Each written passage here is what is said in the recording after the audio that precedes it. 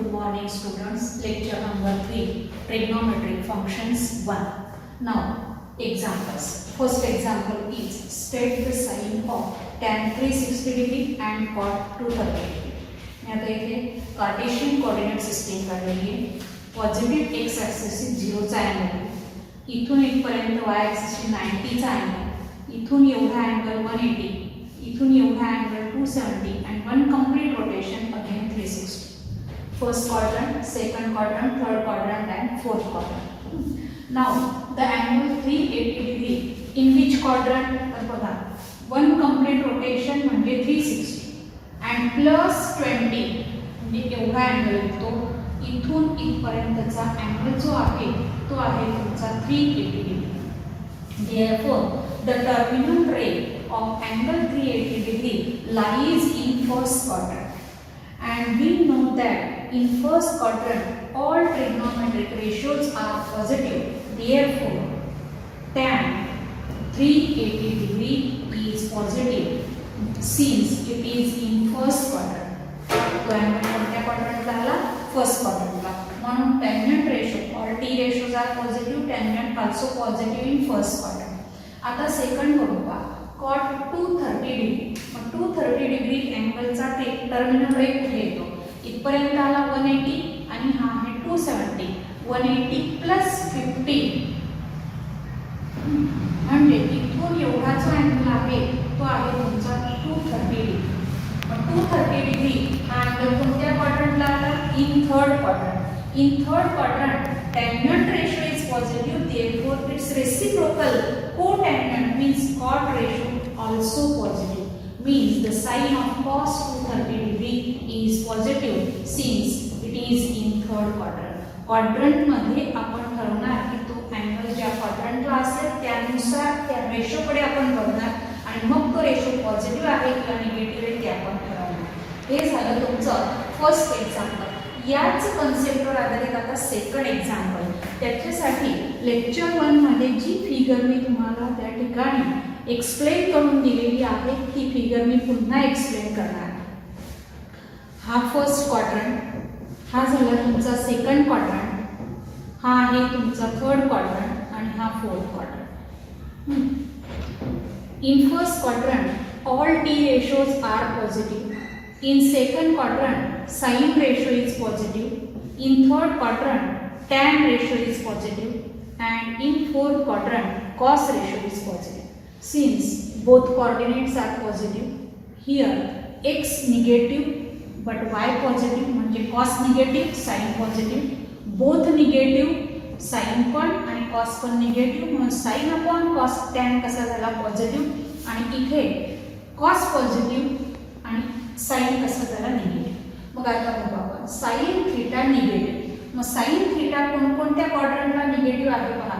इथे पण निगेटिव्ह दिसतोय, इथे पण निगेटिव्ह दिसतोय. मग दुसरी कंडिशन की टॅन पॉझिटिव्ह. मग टॅन पॉझिटिव्ह कोणत्या क्वाड्रंटला आहे? Third quadrant. म्हणजे in first case theta lies in third quadrant. आणि तोच क्वेश्चन आपल्याला विचारलेला आहे की या दोन्ही कंडिशन सॅटिस्फाय होणारा जो थीटा आहे तो कोणत्या क्वाड्रंटला असेल. मग साइन निगेटिव्ह पहा, sine negative but tan positive, कारण हा कॉस कन्सिडर करायचा आणि हा साइन कन्सिडर करायचा.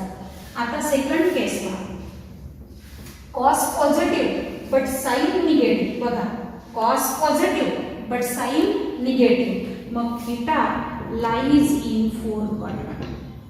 Fourth quadrant. या पद्धतीने तुम्हाला या फिगरवरून या दिलेल्या कंडिशन सॅटिस्फाय करणारा थीटा कोणत्या क्वाड्रंटला आहे ते ठरवता आलं पाहिजे. याच्यावर MCQ विचारला जाऊ शकतो. तो MCQ तुम्ही व्यवस्थित या फिगरचा उपयोग करून सॉल्व्ह करायचा.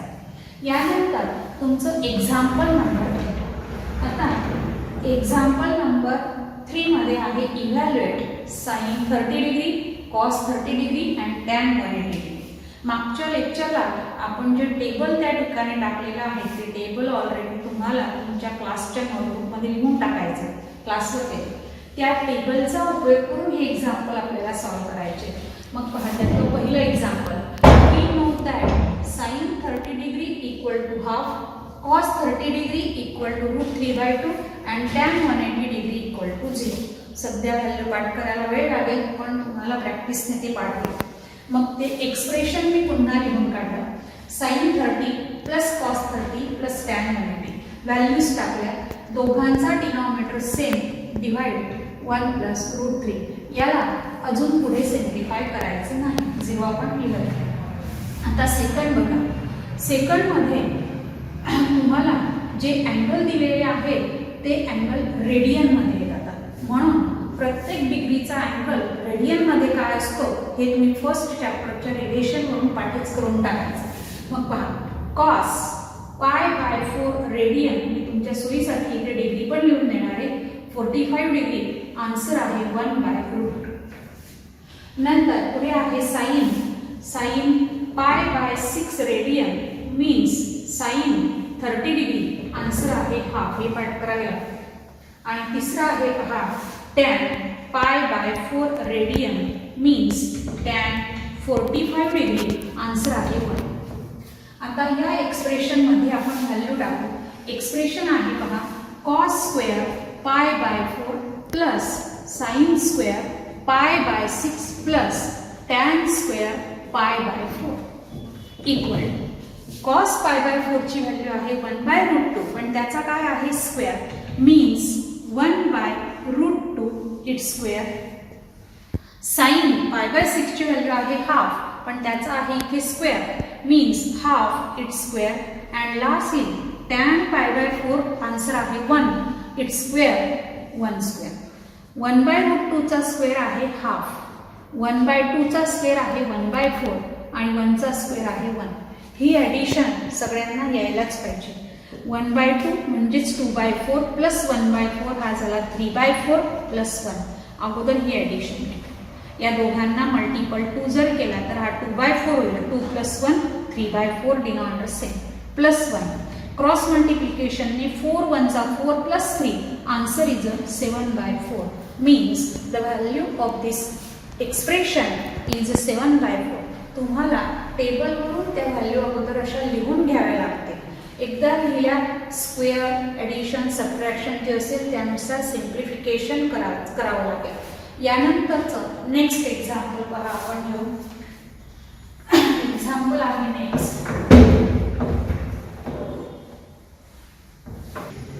Next example is if cos theta is equal to 12/13 where theta lies in 0 to π/2, then find the value of sin square theta minus cos square theta upon sin theta into cos theta, and second expression is 1/tan square theta.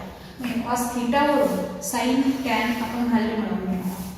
given cos theta is equal to 12/13, we know that sin square theta plus cos square theta is equal to 1. He identity तुम्ही 10th मध्ये पण आणि 11th मध्ये पण शिकले. therefore हा sin square theta इकडे minus होईल, cos square theta इकडे मायनस होईल. therefore sin square theta is equal to 1 minus cos square theta. 1 minus cos theta ची व्हॅल्यू आहे 12/13. त्याचा स्क्वेअर डायरेक्ट टाकणार. 12 चा स्क्वेअर 144 आणि 13 चा स्क्वेअर आहे 169. 169 1 चा 169 minus 144 means 25/169. Now taking square root we get sin theta is equal to plus or minus 5/13. 25 चा स्क्वेअर रूट 5 आणि 169 चा स्क्वेअर रूट 13. आता यावरून पॉझिटिव्ह निगेटिव्ह काय घ्यायचं तर मग तिकडे जायचं. You know that if theta lies between 0 to π/2 means 0 to 90 degree and 0 to 90 degree means first quadrant. In first quadrant all t ratios are positive, but 0 less than theta less than π/2. Therefore theta is in first quadrant. मग जर तो first quadrant मध्ये असेल तर यातली फक्त positive value आपण घेणार. Therefore sin theta must be equal to only positive 5/13.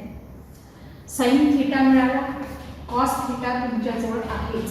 आता आपण फर्स्ट एक्सप्रेशनची व्हॅल्यू काढू. Now first expression sin square theta minus cos square theta upon sin theta into cos theta. Values टाकू. The value of sin square theta is 25 upon 169. 25 upon 169 minus the value of cos square theta is 12 upon 13 चा square आम्ही इथे लिहिलेलाच आहे 144 upon 169 divide by sin theta आहे 5 upon 13 multiply cos theta आहे 12 upon 13 equal to 13 into 13 हा 169 होतो तो 169 आणि हा दोघांचा कॉमन डिनॉमिनेटर 169 पूर्णपणे कॅन्सल होईल. न्यूमरेटर आहे 25 मायनस 144 आणि डिनॉमिनेटर आहे 60. याचा आन्सर 25 मधून 144 मायनस करा.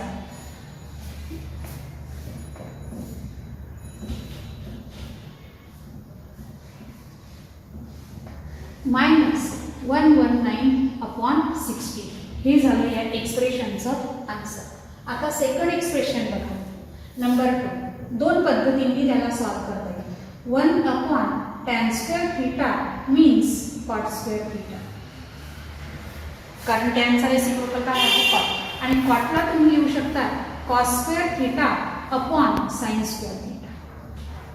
cos स्क्वेअर थीटाची व्हॅल्यू ऑलरेडी आपल्याजवळ आहे. cos स्क्वेअर थीटाची व्हॅल्यू आहे 144 अपॉन 169 आणि sin स्क्वेअर थीटाची व्हॅल्यू पण आपल्याजवळ आहे 25 upon 169 denominator 169 get cancelled, we get the value 144 upon 25. It is the value of 1 upon tan square theta. अशा पद्धतीने अगोदर तुम्ही आयडेंटिटीचा उपयोग करून दुसरं टी फंक्शन सॉल्व करून घ्यायचं. क्वाड्रंटचा उपयोग करून त्याची पॉझिटिव्ह निगेटिव्ह व्हॅल्यू ठरवायची आणि दिलेल्या एक्सप्रेशनमध्ये त्या व्हॅल्यूज टाकून तुम्ही त्याला सिम्प्लिफाय करायचं आहे. आता यानंतर नेक्स्ट एक्झाम्पल बघा. Find the other t functions if cos theta is equal to minus 3/5. मग cos म्हणून आपण sin मिळवून घ्यायचा. We know that sin square theta plus cos square theta equal to 1. Therefore, sin square theta is equal to 1 minus cos square theta equal to 1 minus मुद्दाम इथे value टाकून दाखवते कारण मी प्लस करून टाकतात minus 3/5 its square. The square of negative term is also positive. Minus 3 चा square 9 आणि हा 25 means 1 minus 9 upon 20. 25 1 चा 25 minus 9 means 16 upon 25. It is a sin square theta. Taking square root on both sides, we get sin theta is equal to plus or minus 4/5.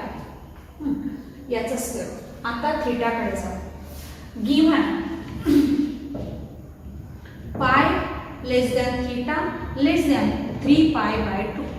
तुमचा radian मध्ये answer part नसेल तर मी याला simplify करून डिग्रीत सांगते. That is 180 degree less than theta less than 270 degree means theta lies in 180 and 270 and therefore theta is in third quadrant. कोणत्या quadrant मध्ये? Third quadrant.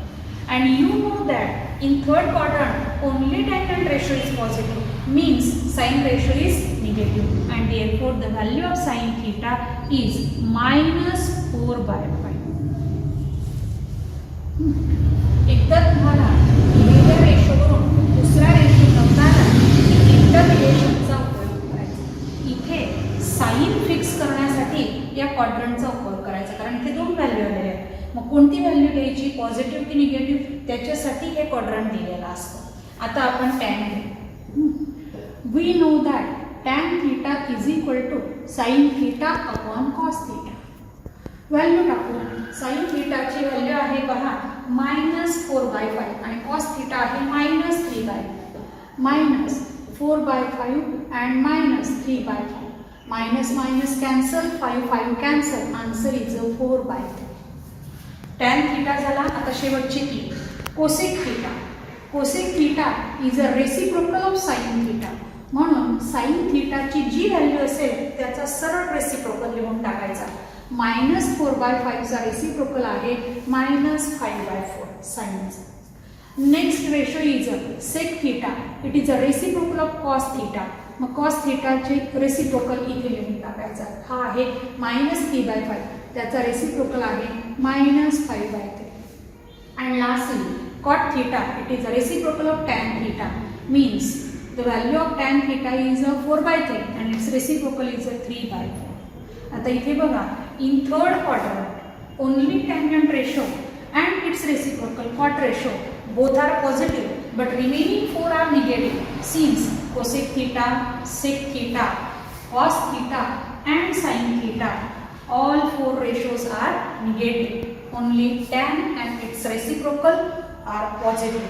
Next example जे आहे ते आपण नेक्स्ट लेक्चरला टाकणार आहोत यावरचे ट्रिग्नोमेट्रिक फंक्शन्स. Good day.